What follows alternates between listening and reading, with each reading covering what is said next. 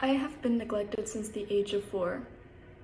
According to Child Welfare Information Gateway, neglect is frequently defined as the failure of a parent or other person with responsibility for the child to provide needed food, clothing, shelter, medical care, or supervision to the degree that the child's health, safety, and well-being are threatened with harm.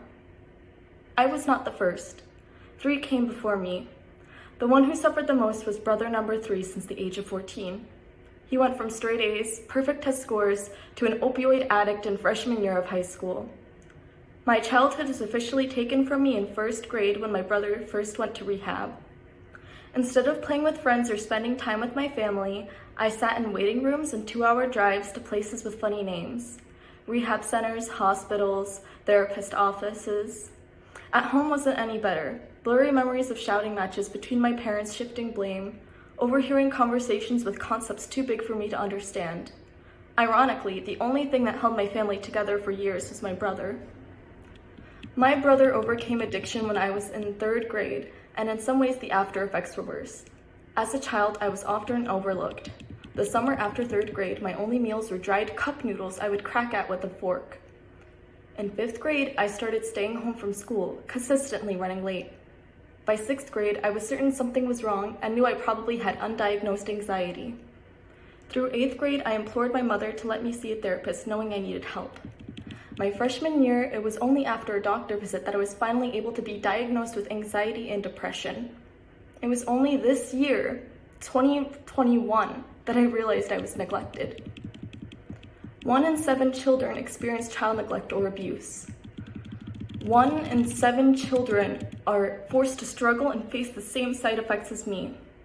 Over 3 million cases of abuse or neglect are confirmed throughout the year. I guarantee you that there are 3 times the amount that go unreported.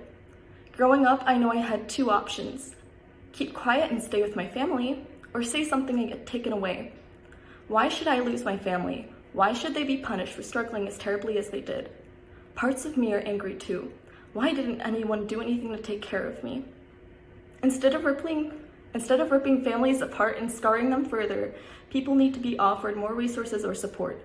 We need to advocate for more resources to help. Therapy is a big one.